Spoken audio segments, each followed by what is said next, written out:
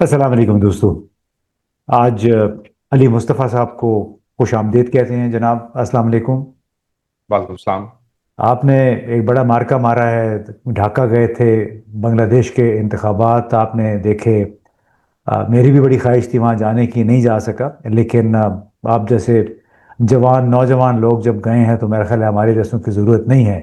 हमारा अपना पर्सपेक्टिव है। मैं भी नवंबर में गया था पिछले साल एक कॉन्फ्रेंस के सिलसिले में। उससे पिछले साल भी नवंबर ही में एक कॉन्फ्रेंस में गया, तो मुख्तलिफ लोगों से मिलने का ज़ाहिर है मौका मिलता है।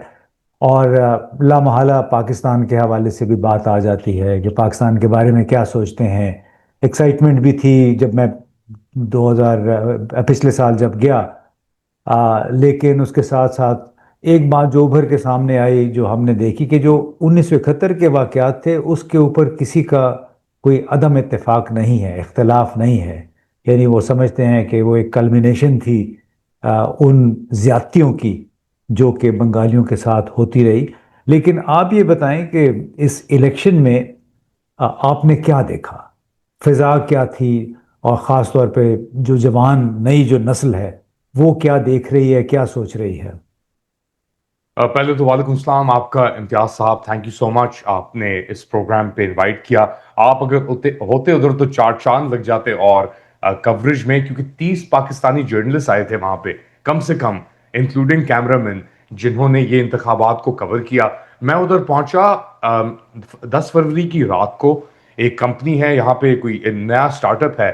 उन्होंने मुझे अप्रोच किया कोई 3 हफ्ते पहले, क्या आप इंटरेस्टेड है हमारे लिए फ्रीलांस करने के लिए उधर, तो प्लीज मैं बताएं। तो मैंने कहा श्योर, क्योंकि मैं आज तक बांग्लादेश नहीं गया था। शेख हसीना के दौरान पाकिस्तानियों का वहां पे जाना भी थोड़ा मुश्किल था।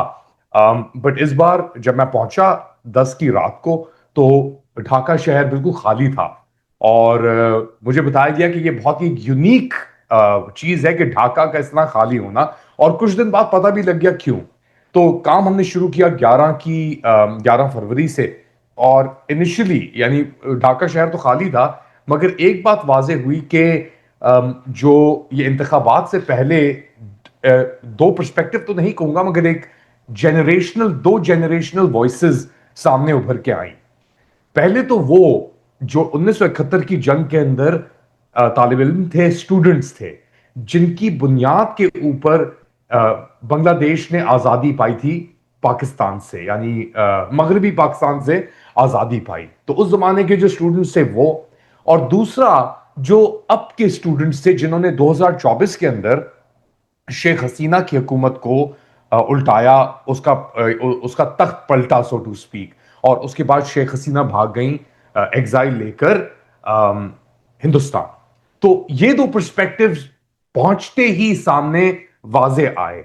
जो यानी उसमें 1971। आप ये बात कर रहे हैं कि 1971 में नौजवानों ने जवानों ने लीड किया बांग्लादेश के बनने में और उसके बनने को। और अभी मतलब 50 साल गुजर गए, उसके बाद भी जो कमान थी वो नौजवानों के स्टूडेंट्स के हाथ में थी। बज़ाहिर तौर पे तो एक्चुअली एक इंटरेस्टिंग पैरेलल ये भी है कि जो इनकलाब आया, अगर आप इसको इनकलाब कहते हैं, यहां तक कि कुछ लोग कहते हैं कि जी ये इनकलाब नहीं था। स्पेशली जो 1971 के स्टूडेंट्स थे, जो मुक्ति बहिनी के साथ भी जिन्होंने ज्वाइन किया, जो लड़े फिजिकली, उन्होंने कहा ये 2024 का इनकलाब नहीं है। ये एक एक बहुत ही गहरी साजिश है जो जमात इस्लामी ने की है, हमारी रेवोल्यूशन को एक गलत राह पे लेके जाने के लिए। ओके। तो कुछ स्टूडेंट्स जो, फॉर एग्जांपल, मेरी बात हुई वहां पे सीनियर सहाफी थे, अब अपने लेट 70s के अंदर है, उनका नाम था नजरुल हसन। वो क्रॉस करके गए थे, ढाका यूनिवर्सिटी में स्टूडेंट थे, उन्होंने बॉर्डर क्रॉस करके हिंदुस्तान गए, ट्रेनिंग ली, और फिर आके यहाँ पे 1970 में वो गए थे, और यहाँ पे आके 1971 के वाकयात के अंदर उन्होंने शिरकत की। उन्होंने कहा जो हमने किया था वो असली रेवोल्यूशन थी, हम्म। वो असली आजादी थी। जो इन स्टूडेंट्स ने किया है, मैं इसको इनकलाब नहीं कहूंगा। ये उनका कहना था, नजरुल हसन साहब का। उनका मैंने एक थोड़ा सा साउंड बाइट भी यूज किया, तो एक इंटरेस्टिंग पर्सपेक्टिव था। और इसके पीछे वो भी कहते हैं कि जी जो स्टूडेंट्स थे, इन्होंने अपनी अपराइजिंग की, इनकी मूवमेंट्स ने, जैसे एंटी डिस्क्रिमिनेशन, इनकी एक मूवमेंट थी जिससे ये बात शुरू हुई, कोटा सिस्टम के ऊपर, जॉब्स के ऊपर। شیخ حسینہ کے خلاف کہ جی نوکریاں نہیں مل رہی، اور 1971 کی جو ایک لیگیسی تھی یا ان کے ویٹرنز کی فیملیز کو یا ریلیٹیوز کو آپ گورنمنٹ جابز دے رہے ہیں، تو اس طرح یہ ڈھاکہ یونیورسٹی سے یہ موومنٹ شروع ہوئی تھی حسینہ کے خلاف. اور پھر بعد میں وہ ایک نظام تبدیلی کی راہ پہ وہ چیز چلی گئی. تو وہ کہتے ہیں کہ جی ایک سازش تھی جس کے اندر جماعت اسلامی کا ہاتھ تھا، اور جب اس موومنٹ کو ایک سیاسی رنگ دیا گیا بعد میں شیخ حسینہ کے جانے کے بعد، جب ایک نیشنل سٹیزن پارٹی تشکیل دی گئی، اس کی وہ وجود میں آئی جو اسٹوڈنٹ لیڈ تھی، اس نے اس بار بائی دا وے تقریباً 6 سیٹیں لی ہیں. کچھ لوگ کہتے ہیں کامیابی ہے، کچھ لوگ کہتے ہیں کہ یہ ناکامی ہے. تو این سی پی وجود میں آئی، اور اس کے بعد این سی پی جو تھی اس نے جماعت اسلامی کے ساتھ ایک اتحاد بھی کر لیا الیکشنز میں جانے کے لیے. کچھ لوگوں کا ماننا تھا اسٹوڈنٹس کا کہ جی یہ اتحاد نہیں ہونا چاہیے تھا، ہمیں اپنا جو ایک independent broad based student led movement کا جو ایک جو بنیاد تھی اسے برقرار رکھنا چاہیے تھا. اور اس کے بعد کچھ لوگوں نے کہا کہ پولرائز ہو گئے، وہ انہوں نے کہا کہ ہمیں اس کے اندر نہیں لینا. باقی لوگ کہتے ہیں، اور یہ ینگ اسٹوڈنٹس کے اندر، کہ جی جو 1971 میں ہوا تھا اس کے بعد ہم نے جو دیکھا اپنے سامنے صحیح ہے وہ واقعات، یہ کنٹینیویشن ہے اس کی. جو 2024 کی اپرائزنگ تھی، جولائی چارٹر کہتے ہیں اسے لوگ، کہ جولائی 2024 کے اندر یہ آیا، پورا تشکیل ہوا. جولائی چارٹر کہتے ہیں کہ 1971 کی ایک کنٹینیویشن ہے. اور یہ کہنا کہ جی یہ ایک سیاسی جماعت کے ساتھ ہے یا نہیں ہے، یہ بالکل غلط ہے. انہوں نے کہا کہ جی جو یہ عوامی لیگ تھی، یہ 1971 کے اندر اتنی اس نے اتنا ایڈوانٹیج یا ایک ڈس ایڈوانٹیج یا اتنا فائدہ اٹھانے کی کوشش کی ان ایونٹس کا، کہ جو جن چیزوں کے لیے لڑا گیا اینڈ میں آ کے جب تک شیخ حسینہ 2024 میں گئیں وہی چیزیں دہرائی جا رہی تھیں. چاہے وہ آمریت ہو یا آمریت کا اقتدار ہو، چاہے وہ بربریت یا فسطائیت ہو لوگوں کے اوپر، چاہے وہ قتل عام ہو، جیسے 1400 سے زائد لوگ مارے گئے 2024 کے اندر. تو کہتے ہیں کہ جی جن چیزوں کی بنیاد کے اوپر ہم نے اپنی یہ ایک چیز کہانی شروع کی تھی، الٹا ہو کے ایک سرکل ہو کے 55 سال کے اندر یا اس سے 53 سال کے اندر ایک چیز گھوم کے دوبارہ اسی نہج پہ آ کے کھڑی ہو گئی. اوکے، تو بڑی ایک ڈیبیٹ میرا خیال ہے کچھ عرصہ چلتی رہے گی، اور اس میں ہوا یہ کہ جو ایک سٹیٹس کو کی پارٹی تھی بی این پی، اسی کو سب سے زیادہ ووٹ مل گئے. اور جیسے پاکستان میں بھی ہوتا ہے، دوسرے ملکوں میں بھی، کہ یہ بحث چلتی رہے گی رائٹ اور لیفٹ کی، لیکن وہ لوگ یہ بھول جاتے ہیں کہ بنیادی طور پہ جو لوگ بھی سیاست میں آتے ہیں اس کو انسٹرومنٹ بناتے ہیں، وہ بنیادی طور پہ سیاست ہے. ایک کوئی بھی نظریہ وہ ایمبریس جب کرتے ہیں تو وہ ایک انسٹرومنٹ کے طور پہ کرتے ہیں. جماعت اسلامی نے بھی دیکھا کہ ایک طرف لہر چلی ہوئی ہے، اور اس کے لیے تھوڑی سی ہمدردی پیدا ہو گئی تھی شیخ حسینہ کے جانے کے بعد، کیونکہ ان کے دور میں جماعت اسلامی کے ساتھ بہت زیادتیاں بھی ہوئیں. یہ تو اب رہ گئی ایک طرف. جب الیکشن ہوا جس دن، انتخابات کے جو نتائج تھے وہ کتنی جلدی آئے، کیا کوئی تنازعات پیدا ہوئے جس طرح پاکستان میں ہوتے ہیں کہ دھاندلی ہو گئی، آر ٹی ایس بیٹھ گیا، اور پھر 4-4 10-10 دن تک لوگ انتظار کرتے رہتے ہیں کہ نتائج آئیں گے. بلاول بھٹو کے مثال کے طور پہ حلقے سے نتائج 3-4 دن لیٹ ہو گئے تھے، حالانکہ وہ کوئی دور دراز کا پہاڑی علاقہ تو نہیں ہے. تو کیا اس طرح کی شکایات بنگلہ دیش کے انتخابات کے بعد بھی دیکھنے میں آئیں؟ بالکل نہیں. ایک میرے لیے تو ایک بڑا وہ تھا، تعجب کی بات تھی کہ، اور ایکچولی بنگلہ دیشیوں کے لیے بھی بڑی ایک تعجب کی بات تھی کہ کوئی ہنگامہ نہیں ہوا، کوئی وائلنس نہیں ہوئی. اور آبزرورز کے مطابق، جو انٹرنیشنل آبزرورز بھی آئے ہوئے تھے، لوکلز بھی تھے، جماعت، بی این پی، سب نے تسلیم کر لیے، قبول کر لیے ریزلٹس. کوئی دھاندلی کی شکایات نہیں آئی. ووٹنگ ختم ہوئی 4:30 بجے، شروع ہوئی تھی 12 فروری کو صبح 7:30 بجے، اور اختتام پہ پہنچی رات کو 4:30 بجے. اور پہلے ریزلٹس جو مجھے یاد پڑتا ہے وہ آنا شروع ہو گئے تھے 7:30 پونے 8 بجے تک. اس کے بعد آنا شروع ہوئے، بلڈ اپ ہوا، اور صبح کے تقریباً 2:30-3 بجے تک سب، یعنی اکثریت 90% جو ریزلٹس تھے وہ آ گئے تھے. تو صبح جب 10 بجے اٹھے تو تقریباً 95% تک ریزلٹس آ گئے تھے. اور مڈ ڈے تک الیکشن کمیشن، میں آپ کو بتا سکتا ہوں ایگزیکٹلی کب انہوں نے ایکچولی اپنی جو ایک لسٹ تھی وہ شائع کی، دوپہر 2 یا 3 بجے تک الیکشن کمیشن آف بنگلہ دیش نے اپنی لسٹ شائع کر دی تھی کہ اچھا، تو یہ بہت ہی ریزلٹس ہیں اس کے. بالکل جی یہ جی. غیر معمولی ایک ڈیولپمنٹ ہے، کیونکہ نومبر میں جب میں وہاں تھا، میری بہت سارے لوگوں سے جب بات ہوئی تو اکثر لوگ جو تھے وہ بڑے فرسٹریٹڈ معلوم ہو رہے تھے، مایوس. ان کی باتیں جو ہے اس سے مایوسی جھلک رہی تھی. وہ کہہ رہے، ان کا یہ خدشہ تھا کہ انتخابات سے پہلے اور انتخابات کے دوران بہت تشدد ہوگا اور حالات اچھے نہیں ہیں. تو میں سمجھتا ہوں کہ وہ لوگ ہیں جو جس کو کہتے ہیں نا اسٹیٹس کو کے شراکت دار، کہ جو موجودہ حالات میں جن کے ہاتھ میں اختیار بھی ہے، قوت بھی ہے، ان کا انفلوئنس بھی ہے. ان لوگوں کے ہاتھ سے جو تھے وہ لگتا ہے کہ بسات نکل رہی تھی، تو ان کے اس لیے وہ ایک بڑا گلومی سا سیناریو پیش کر رہے تھے. لیکن آپ سمجھتے ہیں کہ حالات، جو سینٹیمنٹ تھا وہ مختلف تھا. میرے خیال سے اس کے اندر ایک شعور کی بات آتی ہے، کیونکہ ٹو بی آنےسٹ میری ملاقات ہوئی الیکشنز صبح کو تھے، اس سے ایک رات قبل مہدی امین جو بی این پی کے پولیٹیکلی الیکشن اسٹیئرنگ کمیٹی کے اسپوکس پرسن تھے، یعنی الیکشن اسٹیئرنگ کمیٹی کے اسپوکس پرسن مہدی امین بنگلہ دیش نیشنلسٹ پارٹی کے.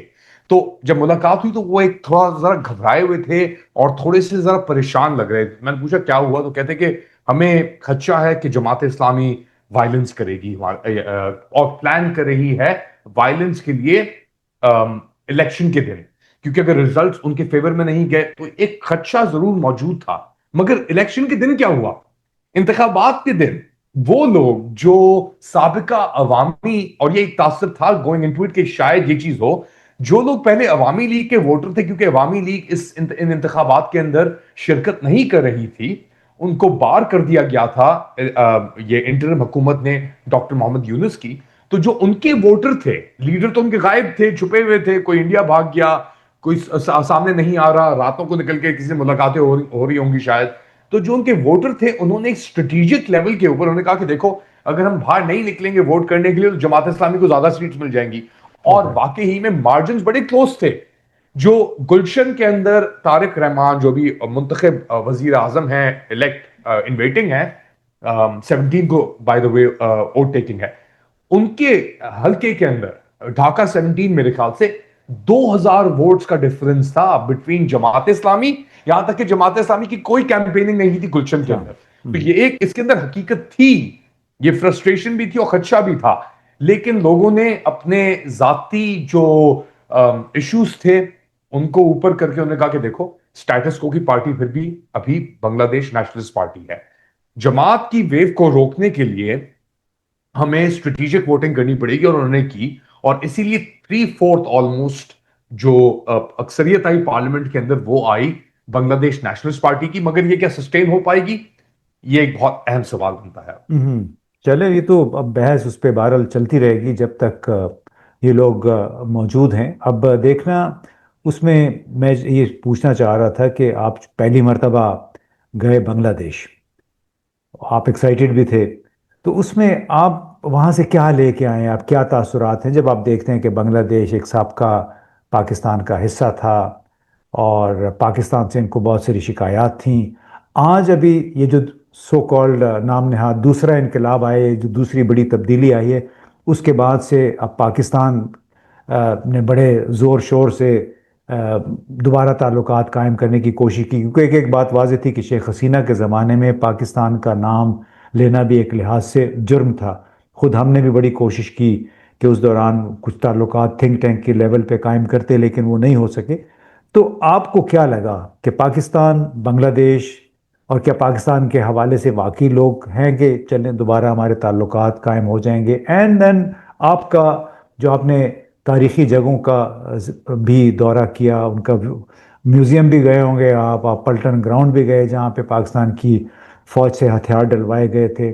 تو آپ کی ریفلیکشنز کیا ہیں؟ بالکل آپ کی صحیح بات ہے امتیاز صاحب. میرے لیے تو ایک ایجوکیشن تھی، یعنی ہم پاکستان میں بڑے ہوتے ہیں تو ہماری ہسٹری ایک یا تو ایمنیشیا میں رہتی ہے، یا ہمیں بتایا جاتا ہے کہ جی یہ حقائق تھے، یہ ہوا، ایک کنسپریسی تھی، ہندوستان نے ہماری پیٹھ توڑی اور بنگالی وہ تھے، سازشی تھے، انہوں نے ہمارے ساتھ غداری کی، ہم اچھے تھے، یعنی وہ غلط تھے ہم اچھے تھے. اس طریقے سے ہماری تعلیم جو ایجوکیشن سٹرکچر ہے اس کے اندر ہمیں یہ کہانی بتائی جاتی ہے. مگر ہمارے پاس کوئی اس کا ثبوت نہیں ہے کیونکہ بیچ میں ہمارے پاس ہندوستان تھا اتنا بڑا. انٹرسٹنگلی ہندوستان ایک ہسٹری اگر ریپیٹ کرتی ہے 80 سال کی سائیکلز کے اندر، ایک انسان کی، ایک ایوریج انسان کا لائف سپین اس سے کم ہوتا ہے ساؤتھ ایشیا میں، تو ایک ایمنیجیا بھی سیٹ ان ہو جاتا ہے. جو بھی ینگر جنریشن ہے، اور میں آپ کے سوال کا جواب بھی دوں گا، ایک تھوڑا ایکسٹینسولی دینے کی کوشش کروں گا. میں نے یوتھ سے بھی بات کی، اسٹوڈنٹ سے بھی بات کی ڈھاکہ یونیورسٹی میں، اور میں نے ان لوگوں سے ہی بات کی جو اسٹوڈنٹس تھے اس وقت، جس کا میں نے ذکر کیا. تو اسٹوڈنٹ سے اب آپ آج کے بات کرتے ہیں تو وہ ہندوستان کو قصوروار ٹھہراتے ہیں کہ انہوں نے اپنے انفلوئنس کا اور اپنی لوکیشن کا ایک بہت ہی غیر جانبدار طریقے سے فائدہ اٹھایا. انہوں نے بنگلہ دیشیوں کو بڑا گرانٹڈ لیا اور شیخ حسینہ کی فسطائیت کو اور بھربریت کو سپورٹ کر کے 17-18 سال انہوں نے بنگلہ دیشیوں کے اندر جو گڈ ول پیدا ہوئی تھی 1971 کے بعد، جس کے بعد انہوں نے اپنی آزادی پائی، اس کو کھو دیا. آپ بات کرتے ہیں جب 1971 میں جو اسٹوڈنٹ تھے تو ان کا بھی یہی کہنا ہے، کیونکہ وہ بھی اپنے آپ کو نیشنلسٹک پاکستانی سمجھتے تھے. اور وہ ان میں سے کچھ لوگ ابھی بھی مہدی حسن کو سنتے ہیں، ابھی بھی وہ یاد کرتے ہیں ان چیزوں کو، ان باتوں کو جو اس انقلاب سے پہلے ہوئی تھی. یہاں تک کہ پاکستانی جو مغربی پاکستان کا رویہ تھا ان کے ساتھ بالکل اچھا نہیں تھا، مگر وہ کہتے ہیں کہ ہم تو اوریجنل مسلم لیگر تھے. شیخ مجیب الرحمان سہروردی جو سابقہ وزیر اعظم تھے، جن کے اوریجنز بھی مغربی پاکستان یا ایران سے تھے، ہم تو ان کے ساتھ تھے. تو ہمیں بغاوت کی طرف کیوں دھکیلا گیا، کیوں دھکا دیا گیا باغی بننے کے لیے؟ تو وہی سوال ایک طریقے سے مرر کرتے ہیں آج کے لوگوں میں اور اس وقت کے لوگوں میں. مگر ایک بڑی انٹرسٹنگ چیز ہے، بڑے ہی انٹیلیجنٹ، بہت ہی عاجز، ایکسٹریملی ہارڈ ورکنگ لوگ، اور وہ لوگ جو اپنے ماضی اور مستقبل کے بارے میں ایک نیوانس رکھتے ہیں اور سمجھتے ہیں. آج کی جنریشن جین زی بھی، اور اس وقت تو جین زی نہیں تھی، کچھ اور جینز جو آپ کے ہیں اس بومرز تھے، وقت، ان کو بومرز بومرز. بیسکلی آپ کہہ لیں آپ، وہ رکھتے ہیں. اور it was such a remarkable experience. کیونکہ میرا موقع ملا، مجھے جو کیمرہ مین مجھے ملے وہاں پہ وہ تھے ریٹائری ایک 77-78 رفیق الرحمان. اور Rafiq ur Rahman was the last photo journalist جو سروائیونگ ہے، جنہوں نے پلٹن گراؤنڈ اس وقت، یا ریس کورس گراؤنڈ، وہاں پہ شیخ مجیب کی مارچ 1971 کی جو سپیچ تھی، جس کے اندر انہوں نے کہا تھا، ہنٹ دیا تھا کہ ہم آزاد ہونے جا رہے ہیں، اس کی تصویریں لی تھیں. اچھا. اور ان کی اسیسنیشن 1975 کی اسیسنیشن سے پہلے کی جو آخری تصویر تھی وہ بھی رفیق الرحمان نے لی تھی. اچھا، تو تو بڑی رفیق تاریخی الرحمان سے آپ شخصیت بات، کے ساتھ آپ کی ملاقات ہوئی ہے. It was remarkable. ایک اچھا، ایجوکیشن. آپ نے بتا رہے تھے کہ وہ تو پلٹن گراؤنڈ کا نام بھی اب تبدیل ہو گیا، وہ بتائیں ذرا. تو بیسکلی وہ اب کس چیز پلٹن کا گراؤنڈ اظہار کا ہے نام وہ؟ آپ you will be surprise to know it's called Suhrawardy Udyan یا سوہاوردی گراؤنڈ. تو سوہاوردی تو ہم جانتے ہیں، ہمارے پاس پاکستان کے اندر بہت ان کے obviously 1971 سے پہلے ان کا انتقال ہو گیا تھا، بٹ ایک سگنیفیکنٹ وزیر اعظم تھے. اور ابھی بھی مانیومنٹس موجود ہیں، جیسے فار ایگزامپل کراچی کا جو ایریا ناظم آباد، مجھے نہیں پتا تھا کہ وہ بھی ایک بنگالی سیاستدان کے نام کے خواجہ اوپر، ناظم الدین. خواجہ ناظم الدین، اور ان کے بھی مانیومنٹ، ایک ٹروئکا مانیومنٹ موجود ہے ابھی بھی ڈھاکہ کے اندر، جس کا نام ہے سہروردی، فضل الحق اور ناظم الدین. تو اٹس جسٹ اے ریمارکیبل. اور ایک آپ جب جاتے ہیں وہاں پہ ہسٹری از الائیو، ہر جگہ پہ آپ کو ہسٹری کی یا جو میموری ہے، میورلز ہیں، وہ نظر آتی ہیں. انہوں نے اپنے ماضی کو مٹایا نہیں، انہوں نے اپنے ماضی کو تسلیم کیا. اور ابھی بھی وہ کہہ رہے ہیں کہ یہ چیز ایک کنٹینیویشن ہے. یہ چیز ان کے لیے 2024 میں شروع نہیں ہوئی، 1971 میں شروع نہیں ہوئی، 1947 میں شروع نہیں ہوئی. وہ کہتے ہیں ہماری ہسٹری شروع ہوئی تھی 1857 میں. بالکل جب زبردست یہ زبردست بات ہے، اسی پہ میرا خیال ہے ہم اپنی گفتگو بھی ختم کرتے ہیں۔ اور اس میں سے جو ہماری جو سب سے مجھے اچھی بات لگی ہے، جو اسٹرائک کی ہے مجھے، وہ یہ کہ جن لوگوں نے بنگال کی تاریخ میں کردار ادا کیا، چاہے وہ مصور تھے، شاعر تھے، آ، یا حسین شہید سہروردی تھے جن کا تعلق وہاں سے تھا، یا خواجہ ناظم الدین تھے، ان کی یادیں ابھی بھی قائم ہیں بنگلہ دیش میں مختلف شکلوں میں۔ لیکن شیخ مجیب الرحمن، جیسے آپ نے بھی دیکھا ہوگا کہ ان کے جہاں جہاں مجسمے تھے، جہاں جہاں میورل تھے، ان کو مسخ کر دیا گیا۔ اور اس کی بنیادی وجہ یہ تھی کہ جن ان شیخ مجیب الرحمن نے یا ان کی بیٹی نے جو کچھ پھر بنگالیوں کے ساتھ کیا 1971 کے بعد، یہ بنیادی طور پہ 2024 میں جو کچھ ہوا اس کی ریجیکشن تھی۔